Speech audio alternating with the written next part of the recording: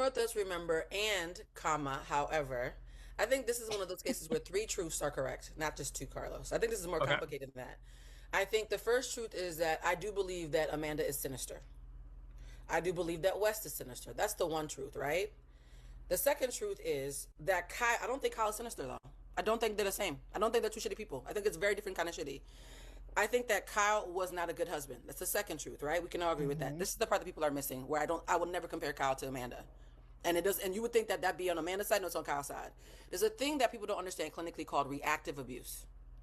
Reactive abuse, by definition, let me read it to you, is what happens when people being abused by their partners covertly defend themselves outlandishly in a way that seems abusive because it happens after a victim has been pushed to their limit by their abusive partner. It can happen after years of emotional abuse and gaslighting or because of escalating physical abuse. So this is the thing that people miss when it comes to Kyle. Kyle has been saying since day one, I feel abandoned in this relationship when we're alone. And then I come to the house and everything she's not to me, I'm seeing her be to y'all. He's been saying that for a very long time. Kyle is immature. Kyle lacks emotional regulation. Kyle lacks problem solving skills. Kyle is like a golden retriever that needs to be trained. We all know that one friend who don't know how to train her dog correctly, right? And now the dog is just a bad dog because it's never been trained correctly, right? I think Kyle is an immature person who was a bad husband out of immaturity. I don't think he's sinister. What I personally believe happened is somebody made a joke that Amanda's ending the way she started. She started as a girl who was a side piece with a bad ponytail, and she's ending as a side piece with a bad ponytail, right?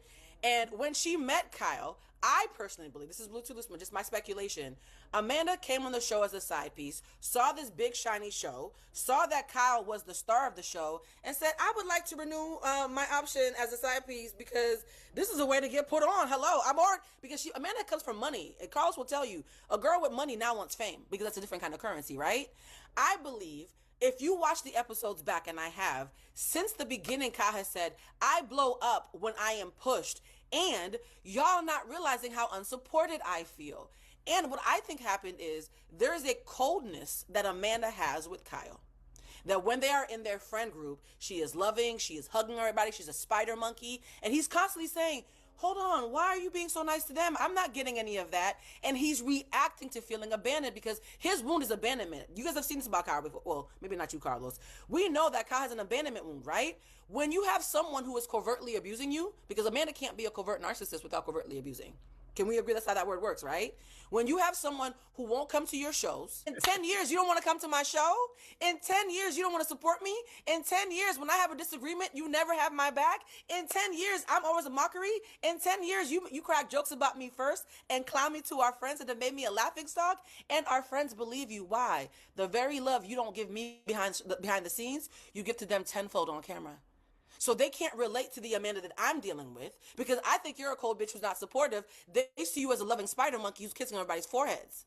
So it's easy for the person who's being reactive to seem equal to the person who's initiating the abuse. And reactive abuse, I'm sorry, if you learn about reactive abuse, which I did in school, Kyle has all the earmarkers of somebody who's stumbling under reactive abuse.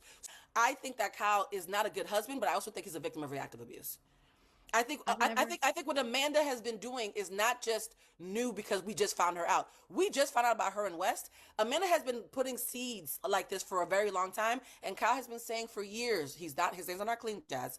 His name's are not clean, Carlos. He's been saying for years she won't support me. She won't support me. She won't support me. Even when she said on January 1st is when she decided to divorce him. Why she divorce mm-hmm. him? He had a set on New Year's Eve that she did not show up to, and woke up Mm-hmm. and said, "Oop, he's not home.